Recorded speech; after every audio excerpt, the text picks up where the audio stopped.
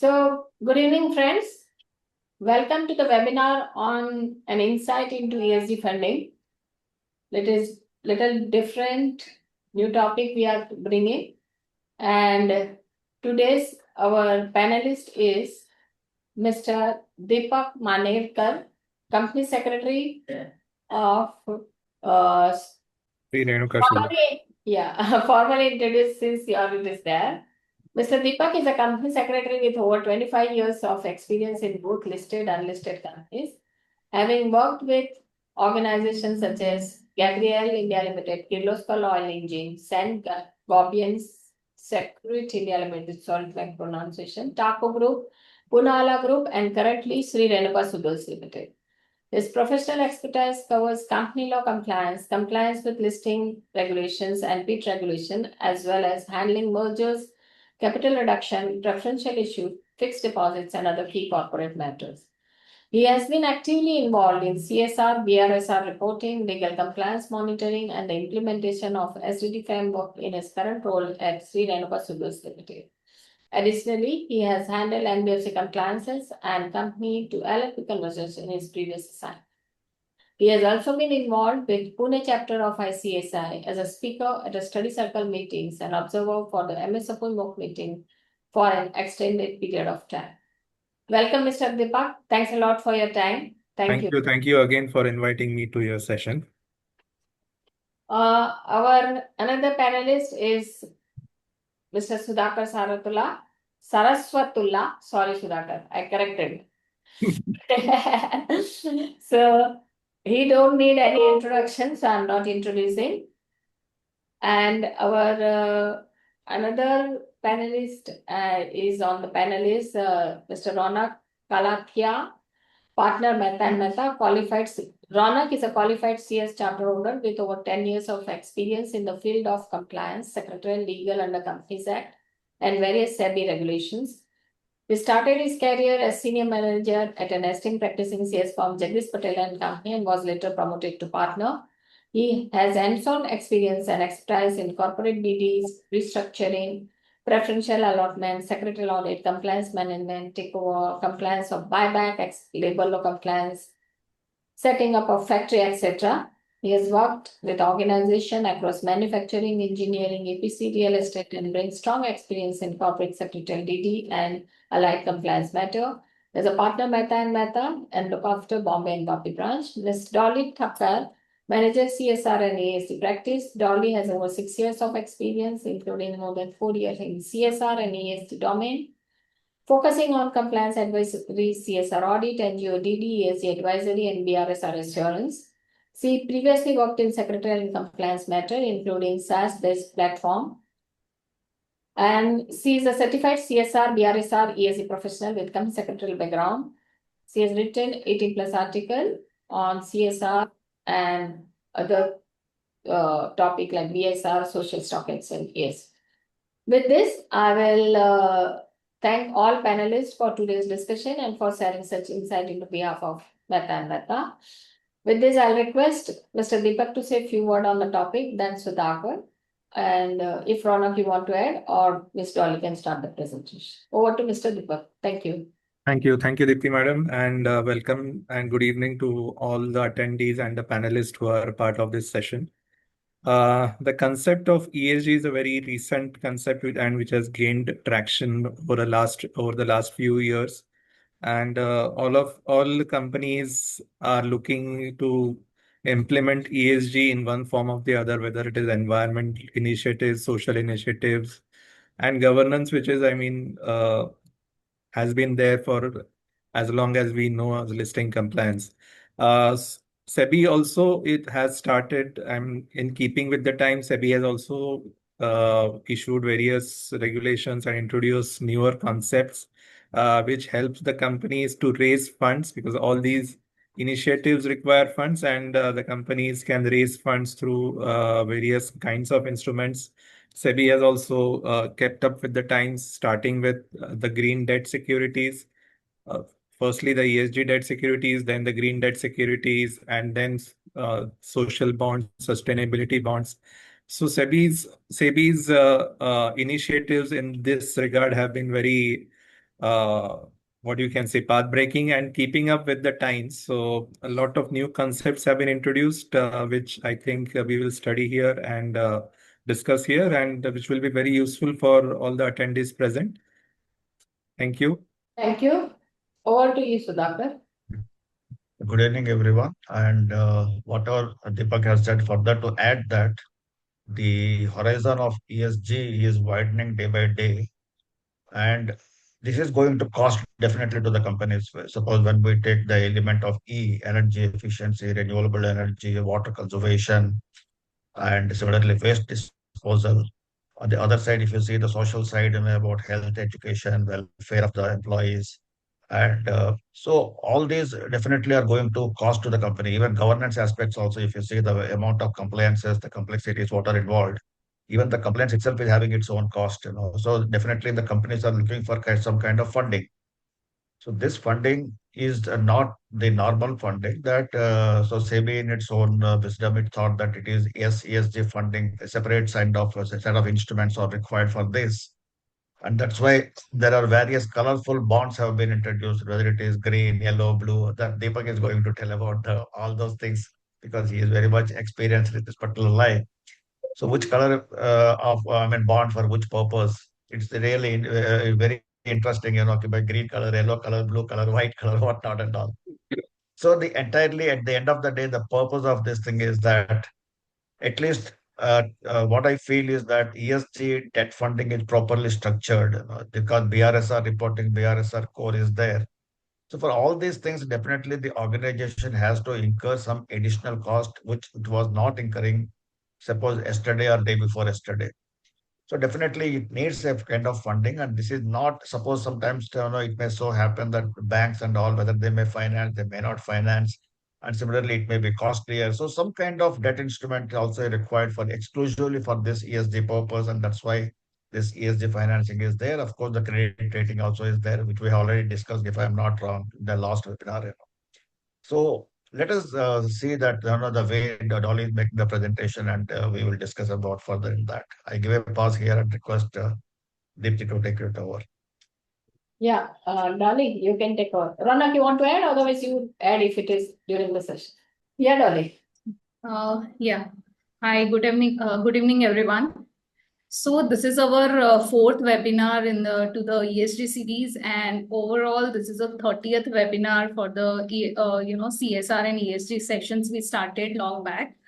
So today's topic, as both the panelists has mentioned about the ESG funding. But Dolly just mention about that also, because in case any of the participants wants to go through our previous webinars, the recordings where they are available, you may just mention about that also right now. Yes.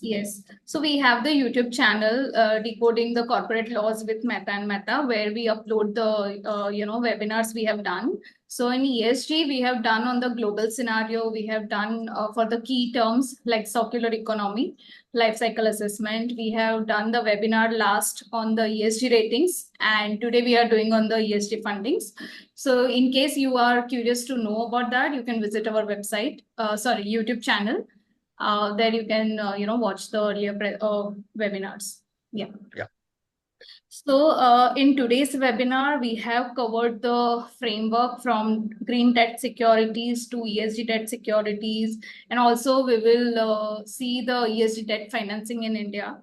So the history of ESG debt in India has evolved from a very niche focus on the green bonds, which was started in 2017, to a comprehensive framework for a ESG debt instrument by 2025. SEBI formalized the broader and the modern ESG framework in June 2025, which includes social and sustainability linked bonds, expanding beyond the initial green debt securities, that is GDS guidelines, which was set in 2017. So we will have an overview of the framework. So to start with, we have divided this session in the three parts. First, we will be going through the green debt securities, which was introduced in 2017. So in the SEBI circular 30th May 2017, which introduced the green debt and provides framework for the green debt securities, where they have given the definition of the green debt securities, what will be the disclosure requirement, and what will be the responsibilities of the issuer. So we'll discuss everything one by one. So first is about green debt securities. So debt securities whose proceeds are to be used for the following purpose. So there is a specific purpose for the utilization of GDS is given, that it can be utilized either for renewable and sustainable energy, clean transportation, sustainable water management, water recycling, climate change adaptation, energy efficiency, sustainable waste management, and disposal, sustainable land use, or afforestation, biodiversity conservation. Furthermore, this circular talks about the initial disclosure requirement, which is a normal process, just like any other mutual fund related or any issue of debt securities. I just may add that these securities are in the nature of debentures. So any disclosures which are required to be made as per the Companies Act or the SEBI ILDS regulations, or now the NCS regulations, all these disclosures are over and above the disclosures in the Companies Act and the SEBI regulations. Yeah.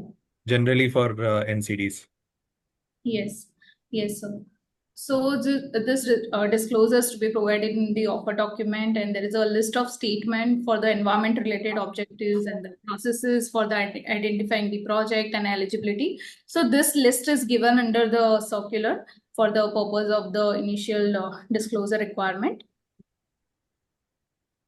Moving onward, there is another requirement after getting listed, coming up with the securities. There is a continuous disclosure requirement where half yearly or annual financial results to be provided, then utilization or proceeds verified by an external auditor. There is a requirement for the details of an unutilized proceeds, and also company has to mention in the annual report about the projects for which proceeds of the GDS have been allocated or invested, amount of disbursement, qualitative performance indicator of the environment impact, wherever feasible, quantitative performance measures of the project, and this all details to be provided in the annual report. So as we just saw that from in 2017, green debt was introduced for the first time, and later on, wide circular dated 9th August 2021, SEBI has repealed the SEBI issue and listing debt securities regulations. Then it was replaced further in the 2021 with the SEBI NCS regulations. Then in August 2021, SEBI issued the operational framework for the issue of and listing of this NCS. Further, in Chapter 9, also operational framework for green debt securities was given. The framework includes the initial disclosure, continuous disclosure, and annual disclosure, as well as responsibilities of the issuer. Moving onward, similar to the, so it was similar in the sense which was given under the 30th May 2017 circular. Yeah. Moving onward, in 2022, SEBI issued the consultation on green and blue bonds as a mode of sustainable finance. With a view to update the GDS framework in line with the green bond principles, SEBI amended the definition of the GDS, expanding its scope. SEBI has also issued the guidance on greenwashing by introducing Chapter 9A in the operational circular, and these amendments were effective from the April 2023. So if you see how SEBI has evolved these frameworks over a period of time in line with the changing situations or the changing guidelines across the world. SEBI has studied these frameworks in Europe and in other advanced economies, and accordingly evolved our own Indian framework so that the companies can raise different types of bonds for different types of objectives.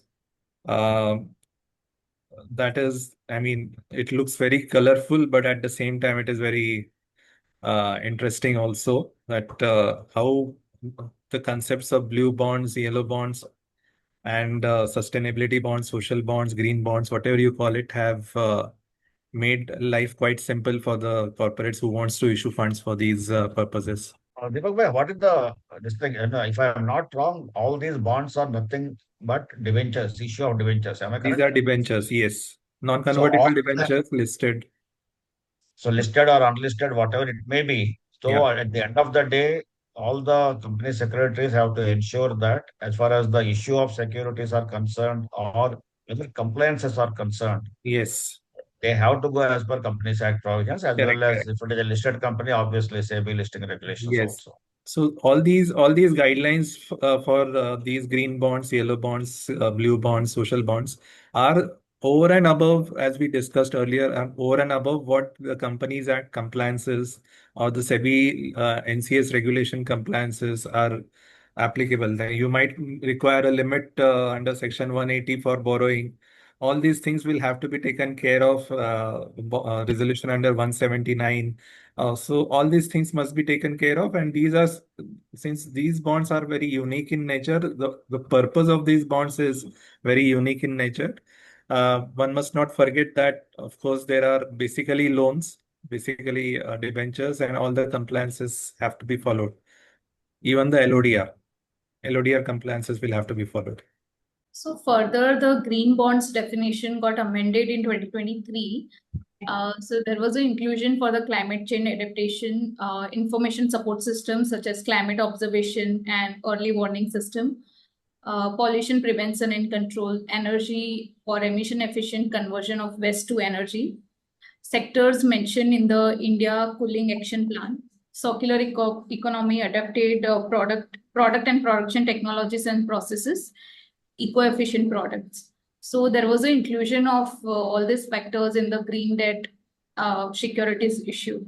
So whatever specific documents that we are referring here, like the India Cooling Action Plan and the ICMA principles, if the participants research through a little bit on the websites, all these documents are available, and they are a very interesting read. I mean, we as company secretaries generally do not go through all these documents, but just to give you an example, the India Cooling Action Plan refers to the measures to be taken by the refrigeration industry, wherever refrigerants are used, to reduce their impact on the uh, environment, the reduction in carbon footprint or their effects. If you remember, there was a big issue of the ozone layer depletion earlier.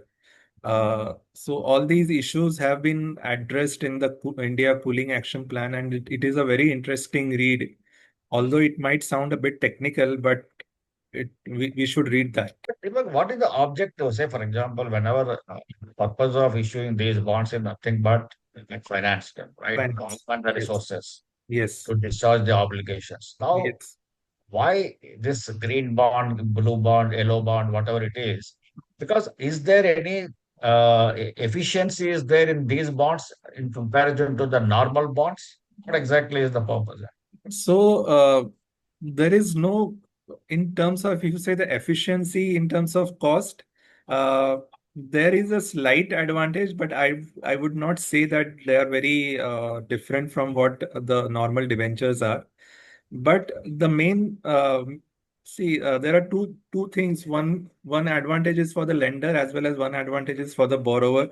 The lenders who are basically FIIs or any institutions located in India or outside India, they certainly have a improved ESG rating to show when they make such kind of investments. For them, this is an investment, and this kind of investments definitely improve their credit scores, as well as for Indian companies who want to make a difference in terms of environment or contributions to the society, to improve their standing in the society or their goodwill in the society. And of course, there are environment related aspects also have a legal connotation to that. So any improvement in their efficiencies, manufacturing efficiencies also come within this.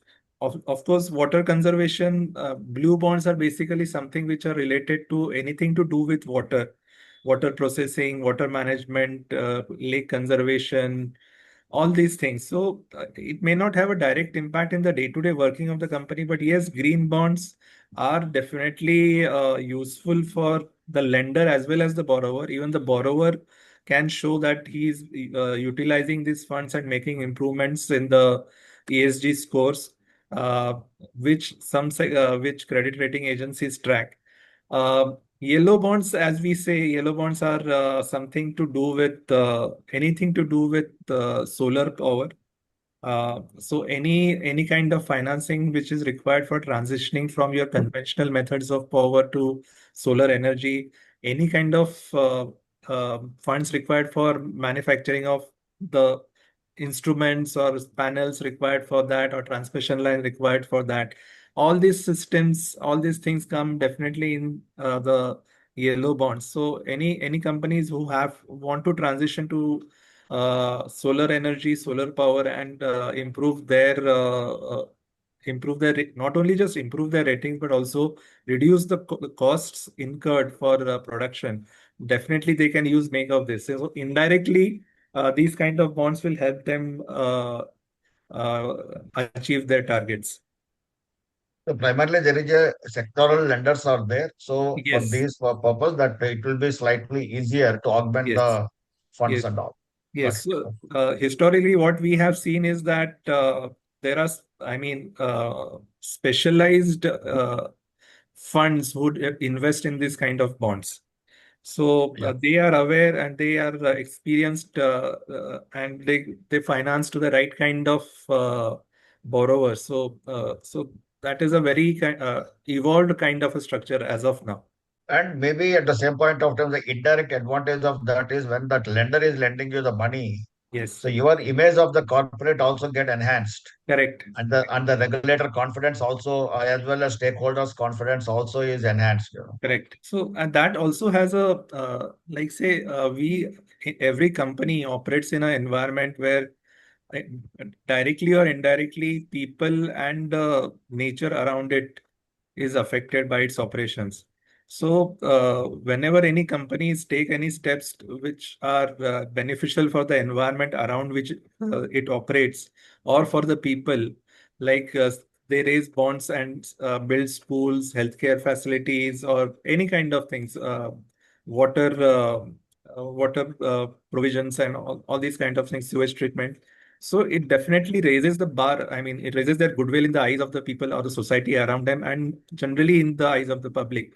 We all know how Tata Group or Reliance or all these big corporates are working in the ESG field, and we all know the kind of goodwill that they've created. It is not just the money that we are making; it is just the goodwill which the companies generate, which makes which and it creates an impression that they are taking the society together, the environment together.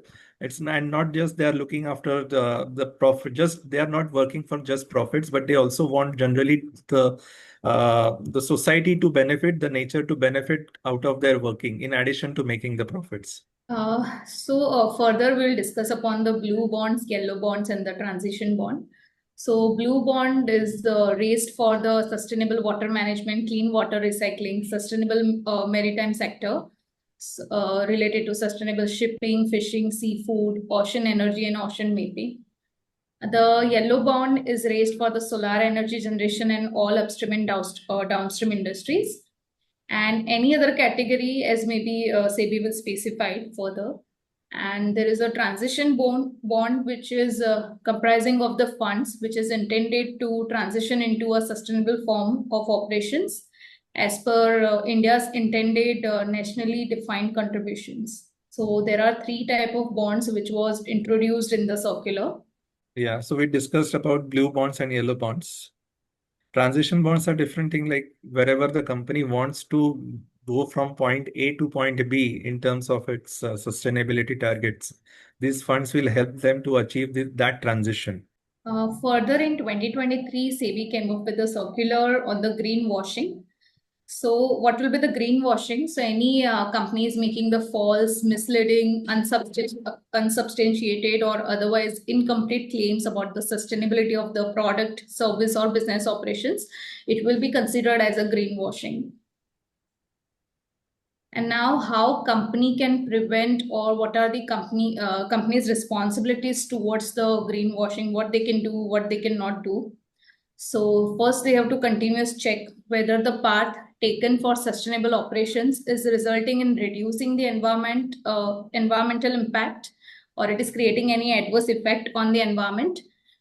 Then company has to make sure to utilize the funds raised through the GDS for the purpose they have raised the fund. So they have to make sure the utilization is for the purpose. Third thing is about the in case the if company is not utilizing the purpose for which it has raised the GDS, then they have to disclose it to the investors.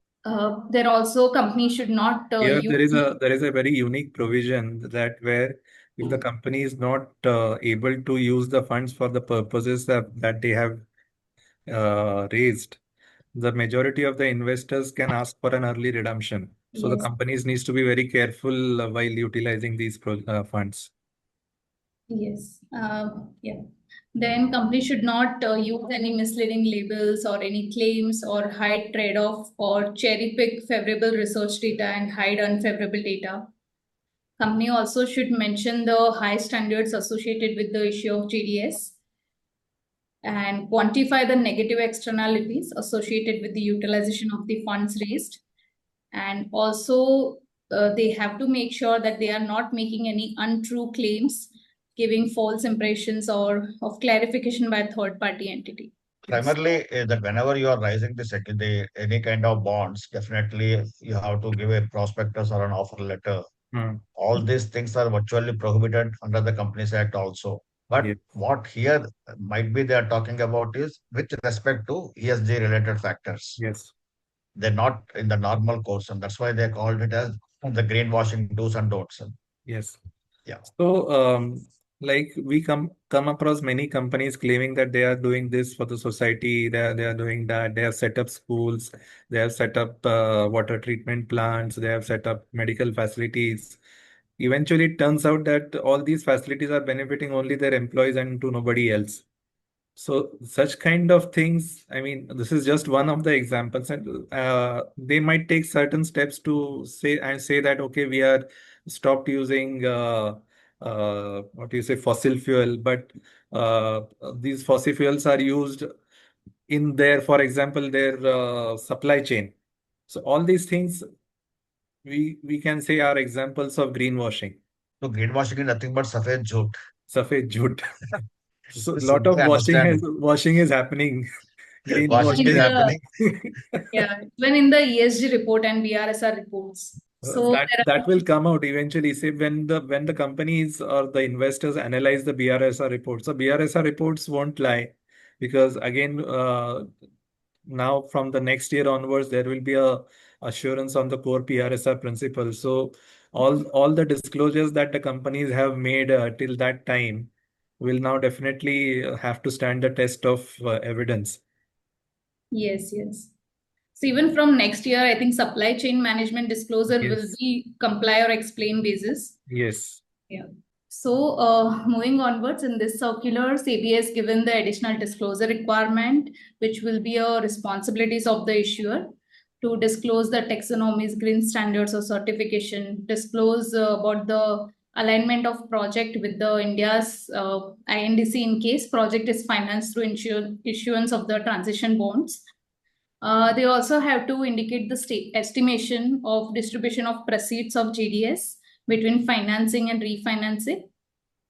Also to provide estimate of temporary placement of unlocated or unutilized net proceeds from the issue of GDS and perceived social and environmental risk of the project proposed to be financed through this GDS.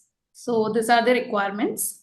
Yeah. Further, there is a additional continual disclosure requirement where in addition to the disclosures we have discussed, details of temporary placement or utilization of unutilized or unallocated proceeds of each GDS to be disclosed along with the half yearly or annual results.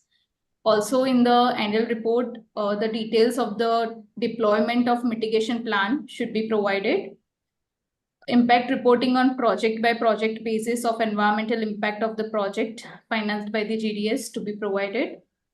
And also to be disclosure for the major element of BRSR. So this is principle 6, where in BRSR, the company has to give the disclosure regarding to environment data.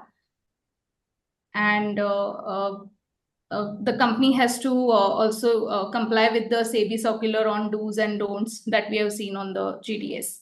In one way, the companies have to certify that they are utilizing the funds for the purpose that they have issued. And basically what SEBI wants is that use the funds for which you have stated that you are going to use. And if there is any deviation, please disclose in the annual reports, not only the what benefits the fund is providing to the environment or the society, but what adverse impacts the fund, these kind of projects are having on the society.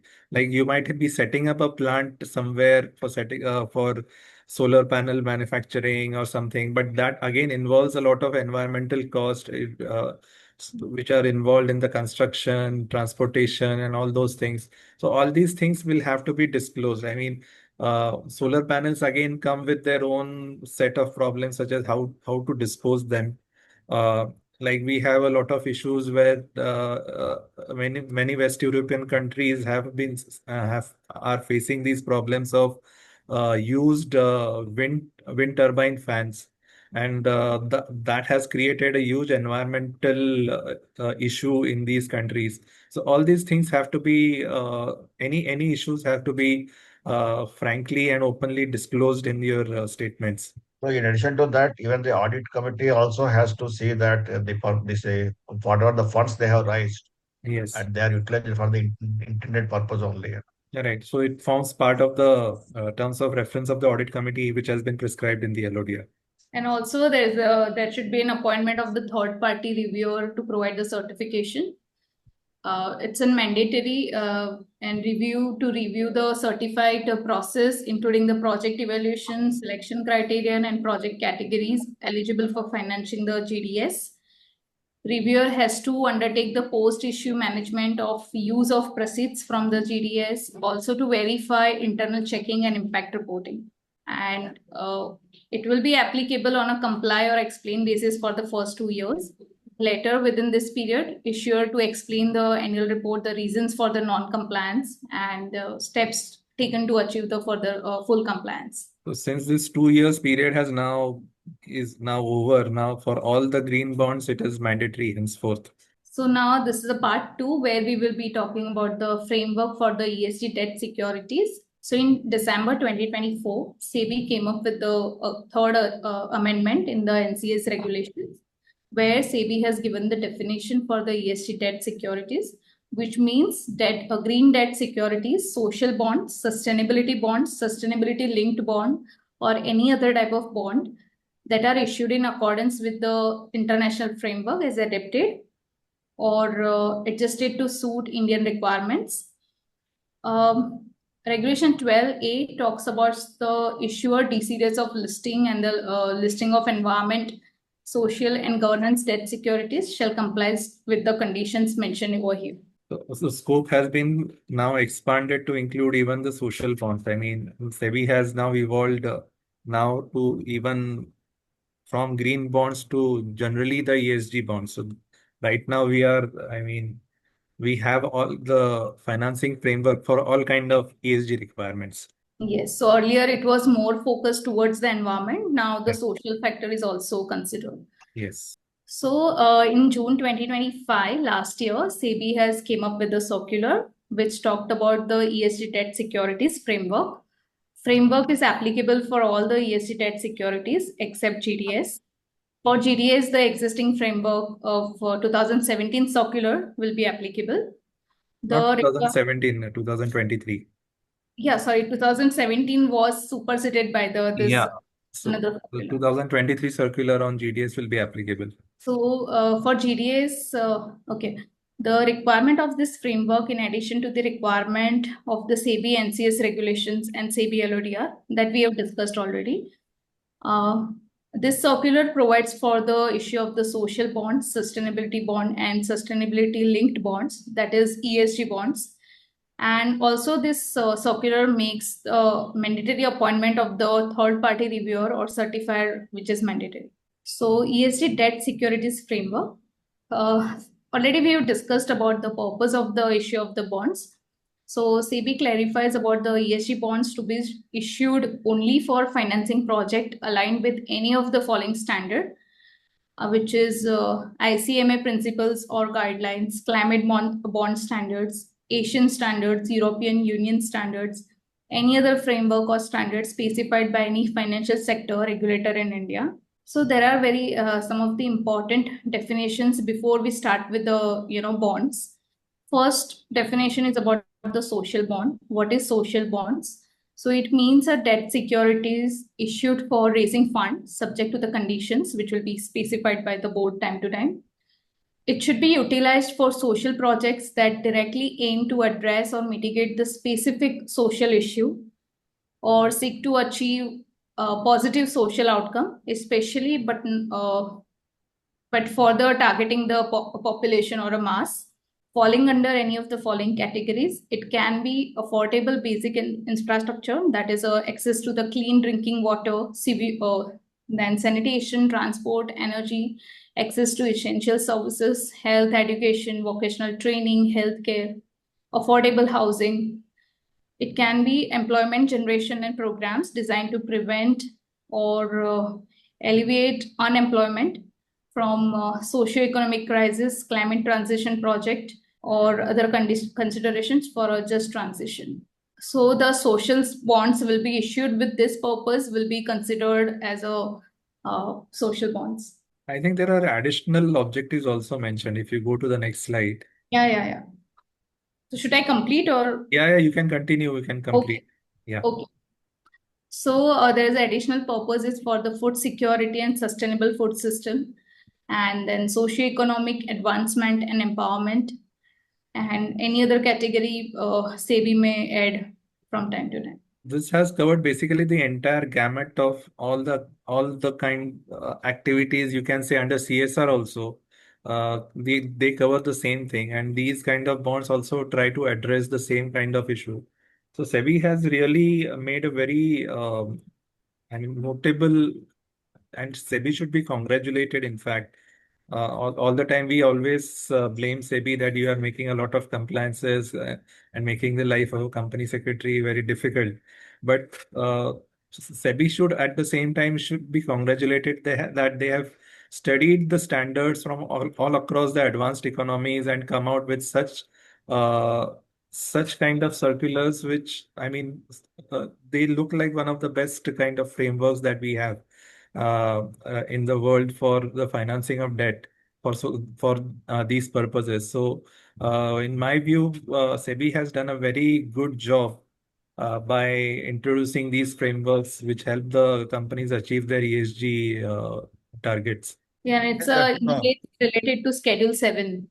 Right. Sudhakar sir, you wanted to say? No, what I want to say is that though these activities might be covering the CSR, but according to me, this kind of bonds is not for CSR purpose. Yeah, This is these are only not for concerned for ESG. CSR, Yeah, obviously. that is the participant should not get confused. Yeah. This is not for CSR purpose. For CSR purpose, the 2% of the profits and all whatever you have to spend, that is separate. Yeah. So you cannot issue bonds to meet the CSR obligations. Not at all. Yeah, that is what I want to clarify that. So there is another bond termed as a sustainability bond. It means a debt securities issued for raising the funds to be utilized for finance or refinance of a combination of eligible green project and social project, which will be defined, which will be specified under the definition of green bonds and social bonds. So basically, sustainability bonds combines the characteristics of both the green and social bonds, and the proceeds located to both environmental and the social project, and disclosures to be provided. Disclosures must include percentage split between the green and the social project. Further, there is another bond as a sustainability linked bond, which means a debt security which has its financial or structural characteristics linked to predefined sustainability objectives of the issuer, which subject to the conditions that such objectives are measured through the predefined sustainability KPIs and assessed against predefined SPTs. What is KPI? So it's a key performance indicator, quantifiable metrics used to measure performance of selected indicators. And SPT is a sustainability performance target, which are measurable improvements in KPIs to which issuer should commit a predefined timeline.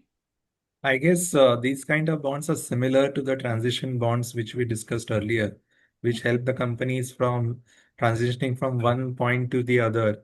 These are similar kind of bonds which help the companies to achieve a certain kind of sustainability targets which they have defined for themselves.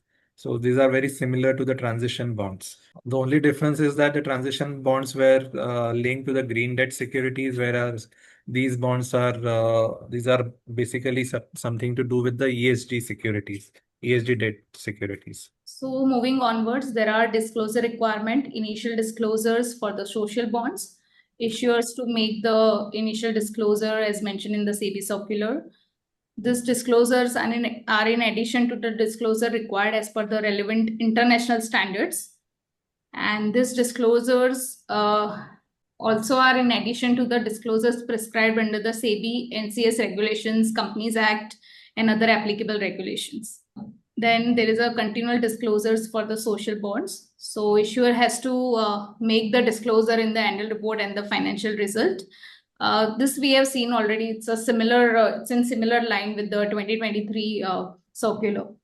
Then there's a disclosure requirement for the sustainability bonds. Issuer has to make the disclosure as per the NCS master circular and also has to make the disclosures as per specified for the social bonds in Annex A. And same with the sustainability linked bonds.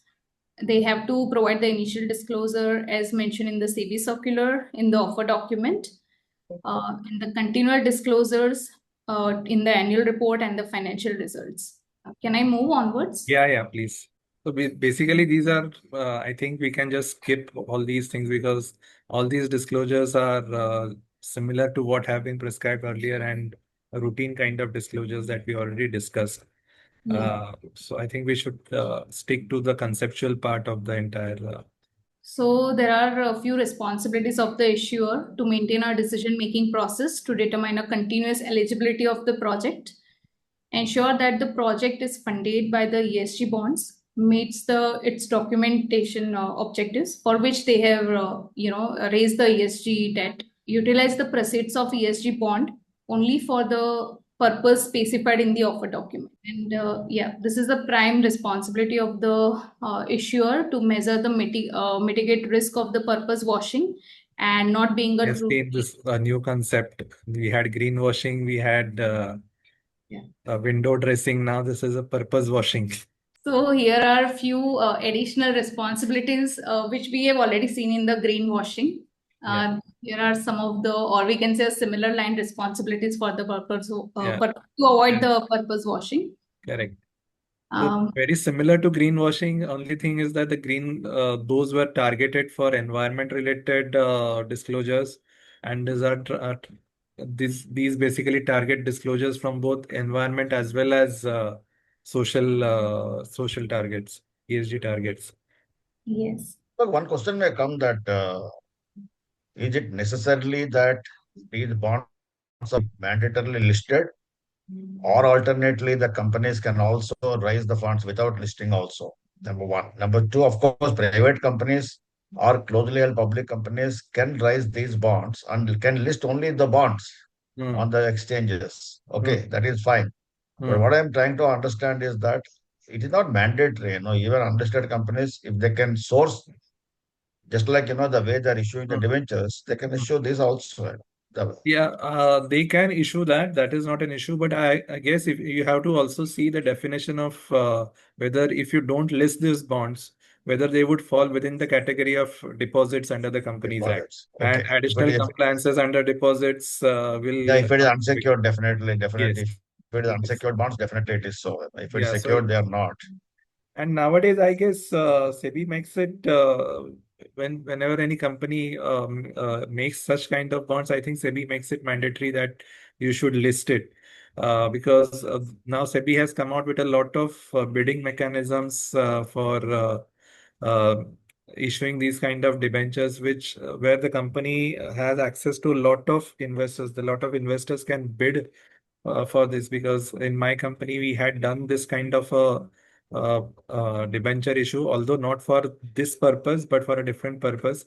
So it is definitely advantageous when you are issuing bonds and listing them on the exchanges. Uh, Although the disclosures increase, but then you also have an added advantage of a wider participation from the investors in these kind of bonds. Yeah. If the viewers might be aware, there are bidding platforms of both BSE and NSE where a company wants to make an issue of debentures. Uh, uh, Investors can bid for that based on the cost of funds, basically what you say, the interest rate. All these bids are invited, and the company has the option to select the lowest bid, the lowest cost. So it also is helpful for the companies to select the right kind of investor, which meets its what you say objectives in terms of cost and in terms of its ability to provide the right kind of support to the company when it comes to the servicing of the bonds. This is the last part of our webinar, ESG debt financing in India. So from 2017 till date, there are 29 ESG debt issued, which raised 11,000, approx 11,000 crore debt raised through the ESG debt framework. 26 are GDS issues and 3 are sustainability linked bonds. So L&T is the first company to raise the sustainability linked bond, followed by the Mindspace Business Park REIT. Yeah.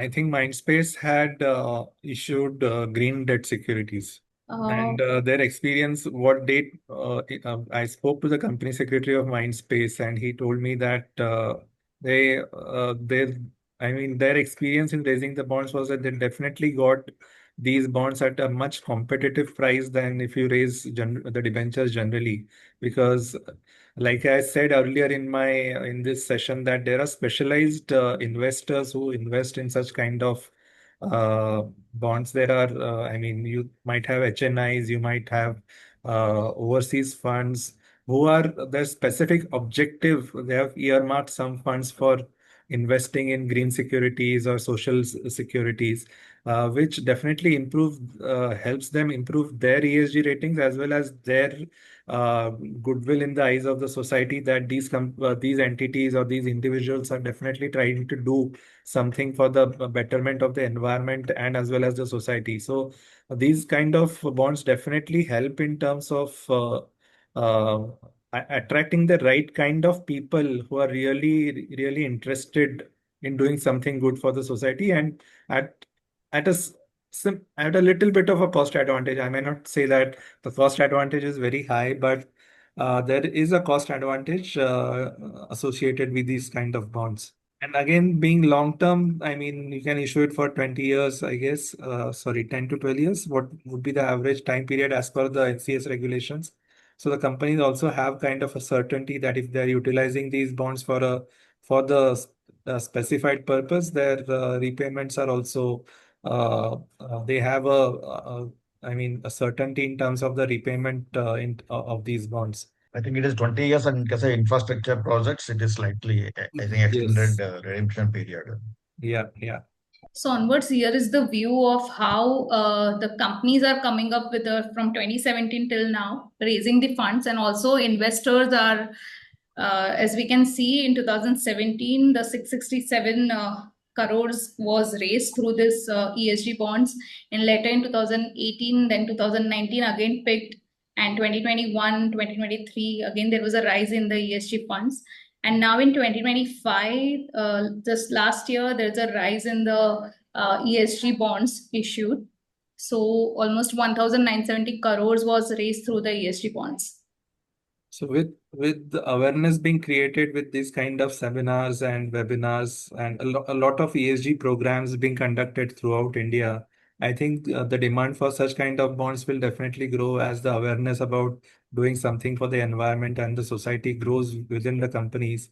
ESG has not just become or ESG has not just become a matter of compliance. It has grown something more than compliance, and where the companies definitely look at making a very meaningful impact on the environment in which they operate and in the society in which they operate, whether it is uh, providing, creating infrastructure in remote areas, creating sanitation facilities, water purification projects.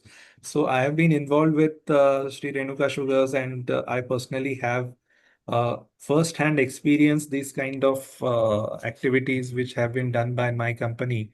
And it has been a very rewarding and an enriching experience to go there and see how the lives of the people have changed. So we have done some water projects, I mean water conservation projects, or pond deepening activities in dry areas of Gujarat, and the we have renovated some Anganwadis and primary government schools. So you see the kind of happiness you get. It's not just about profits.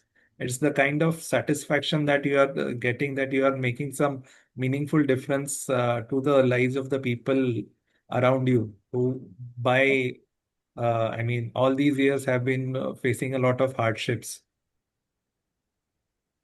I always advocate that this is a niche area which the company secretaries has to encash, Yeah. because ESG is going to be the future of the industry. In fact, as far as reporting is concerned, Mm. right? So this is in the very nascent stages as of now. So according to me, the company secretaries should be take that lead in their respective organizations. Mm. Since in Renuka Sugar you have got involved in this particular area, why can't you give some kind of an advice to the fraternity how they will be benefited in the coming years? So, so we as a company secretaries generally tend to limit ourselves to compliances, disclosures to SEBI, what kind in disclosures in the offer document, disclosures to the exchanges, and all such kind of disclosures. But as company secretaries, we can definitely help the management to identify the kind of areas of improvement or the areas of contribution that we can make, as the company can make, so that not only it in I mean, we are not technical people, but we can definitely see what is going around. We can definitely visit our manufacturing locations and see what kind of activities are carried out. If we are not experts, take help of people who are experts in that field, and carry out surveys and give suggestions to the management on the areas of improvement, whether it is in from transitioning from a manufacturing process which is not so environment friendly to an environmentally friendly manufacturing process, is improving, which not only will reduce the carbon footprint, but also improve the efficiencies of the company. There are many things to be done even in the factories. If you go to the factories, whether our factories are disabled friendly, whether our factories provide the right kind of facilities to the women workers, all these kind of things are definitely a kind of uh, are areas where company secretaries can contribute. When we go to the factories, we also see the kind of infrastructure that is there around the factories, and improving the infrastructure around our factories definitely will help in the long run the company itself, because it can move its men and material faster, and will help their improve their productivity. So we must not restrict ourselves to just compliances and disclosures. We should make some kind of a meaningful contributions. All my career through, I have always been advocating that we should not be sitting in our offices and just doing paperwork. We should be going out, seeing what activity the company is doing. Most of the times, what I feel is that we spend years and years and years just doing the desk job, and we are out of touch, out of sync with the kind of activities the company is doing. It really helps when we go and visit the factories, meet people who are producing the wealth for the company, understand their issues, understand their problems, and contribute. When you're always a part of the board discussions. When you are in the board meeting, you are advising. The role of a company secretary, more than compliance, is an advisor to the board, not just in terms of compliance, but he can make a lot of difference when it comes to improving the image of the company, the goodwill of the company, benefiting the company in the long run. You may not see the benefits over a period of say 1 or 2 years, but over the long run, definitely, when the goodwill of the company is improved, it will definitely create a positive impact on the operations of the company, and ultimately the bottom line will definitely come. Look, you have articulated very well. In fact, you said that it is the benefit of the company, but I always say that whenever you work, you say that you are working for your benefit. Yes. Automatically it will be converted into the benefit of the company, because what happens is the human tendency is the moment you think that you are working for the company, you will never put 100%. Correct. The moment you have the thought that I am working for myself, you will put 110%. Correct. So that's why I always say that never ever think that you are working for the company, think that you are working for yourself, number one. Yeah.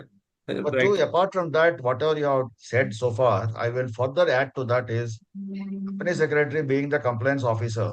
You are the person who is responsible for compliance of all the SEBI related regulations, whether it is listing regulations, whether it is other SEBI regulations are concerned, apart from, of course, the compliances of the Companies Act. So here what happens is that this ESG as a BRSR reporting or BRSR core or BRSR assurance, these are a part of listing regulations, right? Yes. So Yes. it is the responsibility of the compliance officer to give a accurate report, BRSR report. Yes. See, repeatedly, I said in the previous webinars also, by merely outsourcing, you cannot have a hand-off situation that I don't have time because I'm busy with my annual report and all. Nobody will buy that argument. Correct. And especially SEBI, when it has given you a status that you are reporting to the board directly, it will Yes. say that you have to have your enough infrastructure to ensure all these compliances. So, as company secretary, the way we are expecting the independent directors, they have to have the overall knowledge about the affairs of the company. The same thing is equally applicable to the compliance officer of the company. And as you rightly said, that company secretary is the guide and philosopher and friend to the board to advise them appropriately as far as the compliances are concerned. And ESG is nothing but a part of compliance. Of course, it is of course a very wide area, but a part of that is mandatorily compliant also. So company secretaries have to have a good amount of knowledge, if not the expert knowledge, deep expert knowledge, but they have to have fair amount of working knowledge as far as the ESG is concerned. So I'm Correct. sure that I request and submit and advise all the participants who are the company secretaries, the compliance officers, please do take interest in this particular area. Yeah. And And whenever, in case you are not in the service, you are in the practicing company secretaries, this is another core area for you for the future when you are going to take up as a, one more vertical of your practice is concerned. yeah, as you rightly said, Sudhakar sir, I mean, we as company secretaries are responsible not just for the Companies Act or the SEBI regulations, but we are also responsible to ensure that the company is complying with all the regulations. Now, when we say all the regulations, how can we sit in the office and say that, okay, my factory is complying with the Factories Act, my factory is having the POSH policies in place, there is a POSH committee in place, whether my factories are environment disabled friendly, what are the benefits, whether the company is providing creche facilities to the female employees, whether we have where we might have certain kind of areas where as a license condition of license you might need to comply with certain requirements regarding the gender ratio and all these things. Whether how do I as a company secretary sit in the office and ensure and just rely on the certification of the person at the factory, who will obviously will not say that okay, everything is compliant, sir, and based on his disclosure, I will say to the board, okay, everything is compliant. So how do I ensure that is one is to have a very robust kind of compliance reporting system in place where ultimately see the board looks at you. You are the eyes and ears of the board, and it relies on you to ensure that the compliance is done. But how you as a company secretary will ensure the compliance is have a proper compliance reporting system in place, and which is evidence based and not just that somebody is making a tick mark नहीं मैं ये comply कर दिया, but उसका evidence कहाँ है? So ultimately all these things are very important, even in the ESG framework. In fact, when I train the boards, that point of time, I said that don't feel the smell of the room freshener in the boardroom. Also go to the factories and have the smell of the sweat how it looks like. Yes. It is very important for the independent directors, especially. Yes. At the time of their And induction and all, they have to go to the factories and they have to go to the workplaces, workstations, whether it is CSR, ESG, or other operations are concerned. So it is yes, very important for them and equally for the company secretaries also. Yeah, I think there is question, Ronak. I think there are a lot of questions if Yeah, so we have few questions. here or not, we can take up. I think Uh, if Dolly is done with her presentation, we can take up the questions. So there are actually, we have already discussed about the benefits for Yeah. the investors and for the issuers. So we can take up the questions, no worries. So one of the participants says, what is the green bond original definition? Is it related to environment preservation or pollution related? I think we have covered this. We have covered this already. Yeah. You can see the Uh, 2017 and 2023 regulations. And it is whether any end use certificate certified by statutory auditor or practicing CA needs to be furnished on periodical basis as a proof that amounts are spent for the purpose as defined in the offer document. The disclosures have to be made while you are making the financial disclosures, half yearly and yearly disclosures. There are certain disclosures which are required to be made, and these disclosures are reviewed by the statutory auditors. So, in a way, the statutory auditors do verify the correctness of all these disclosures and whatever you are making in the financial statements. No, Secondly, if I'm not wrong, Deepak, that under the listing regulations, this particular provision is there that till the time the funds raised or utilized for the intended purpose, yes, till the time of the completion of the utilization, I think that audit committee has to review that. And yes. if I'm not wrong, a CA certificate is required there. Yes, and I think a disclosure also has to be made to the Yeah. exchanges. And it is also, I mean, over and above the statutory auditors, in the annual report, the board is Yes, of course. certifying. Correct. So this is the Yeah. biggest certification anybody can rely on. It should be, I mean, that board certification is the biggest certification. When I'm saying, okay, I'm done it, and taking the responsibility, taking the onus of the completeness or the compliance is the biggest disclosure over and above the statutory auditors. And to some extent, even the secretarial auditor also has to say that, that the material events taken place during the course of the year. Correct. This is one issue. So secretarial auditor too has to comment about that. Correct. Correct. So the PCS also has to be, get involved in this. Yes. Then we have, are these bonds to be raised to meet the CSR requirement?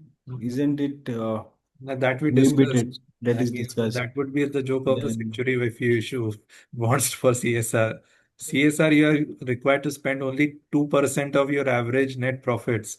So whatever is remaining after spending, उसमें से 2% आपको spend करना है, तो उसके लिए भी अगर आपको bond लगते हैं तो it would be a joke. it's the others are just the comments. We don't have clear questions. Okay.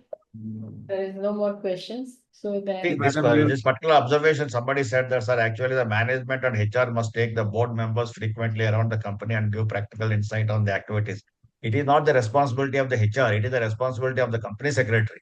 yes, Company secretaries have to take the initiative and they have to take the board of directors or the committee members to the yes, CSR locations, to the factory sites and all periodically. yes, So, of course, as a part of induction, first and foremost thing is when a director is appointed, you have to take them. In addition to that, correct, at least 6 monthly periodicals, you have to say that, take the people to that sites or your showrooms, wherever you have all these things. It is the company secretary who has to take the initiative.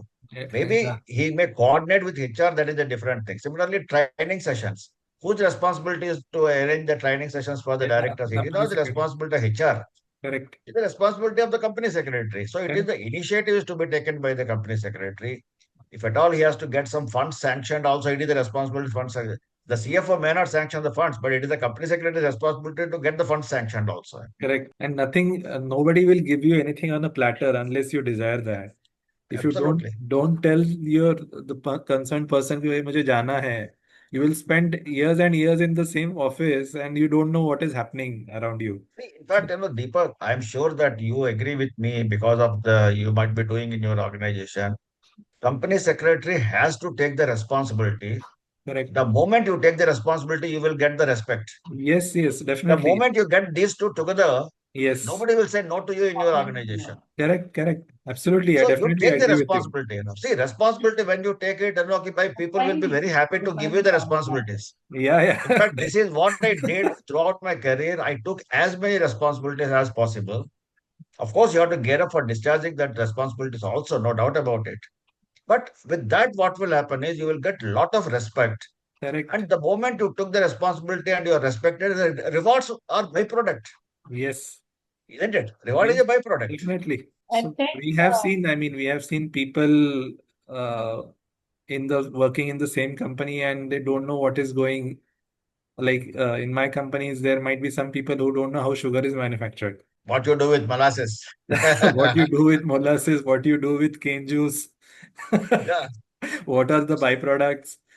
See, that molasses में इतना बदबू आता है, when you go around that thing. So, but that is going to give you very rich dividends, Sir, I invite you to my plants. You will not find any badbu of molasses around my Okay. plants.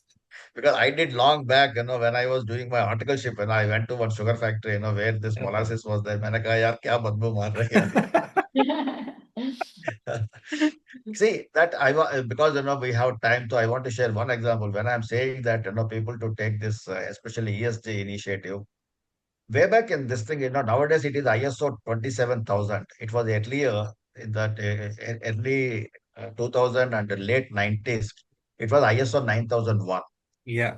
ISO 9001 is a certification of your systems. It is not certification of your products and all those things. Certification systems. That means what sort of systems you have. There are 20 principles based on which ISO 9001 systems have to be implemented in the organization. And the certified companies are there who will give you that your company is certified company. Whether you can take it for anything, even for secretarial department of your organization, you can have a ISO 9001 certification. So when in my previous organization in Berger Paints, when we were going for that, there you have to appoint a management representative who is like a coordinator. He has to coordinate with all the departments and ultimately single point contact. Correct. Normally, it is the production people who take the responsibility or the marketing people. Correct. In my organization, nobody was ready to do that. So that point of time, I thought that this is one area where I will take the responsibility so that I can enhance my knowledge. This is a new subject for me. Correct. So I took the responsibility. I was to burn my midnight oil and all those because that is apart from my routine work. It is not an exclusive project for me. Yes. It's a big project. Yes. Because right from chaprasi to the chairman, everybody is to be communicated about what is the objective of ISO 9001. And Correct. ultimately, I got it within 1.5 years, a certification for my company. I don't know how much benefit my company got it, but immensely as a professional, I got immensely benefited with that. Correct. Same is the case with the ESG also. Had I been younger by about 10-15 years, I would have definitely taken this particular this thing in the wherever the organization I'm working for. Correct. Yeah. Well said, sir. Thank you. So, apart from what we discussed here, it was basically the Indian framework. So, I also will like to urge the participants to go through the international frameworks which are in place, the international guidelines, the ICMA guidelines that we referred to in this presentations. These are and the climate targets, all these documents are very publicly available. And just as a matter of additional information, it would be very useful for people like us who are in compliance to understand these documents and read them, because this is something very interesting and very emerging area of not only just for company secretaries in employment, but even for company secretaries in practice. So they can also contribute a big time to and help the corporates not only the raise funds, identify investors, raise funds, and help them in complying with these things.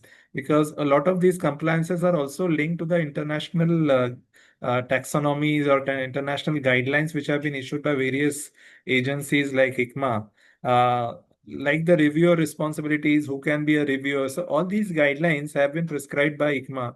So it is definitely a very good addition to our knowledge when if we read all these guidelines. I think we have answered all the question. Yeah. And we can close the session.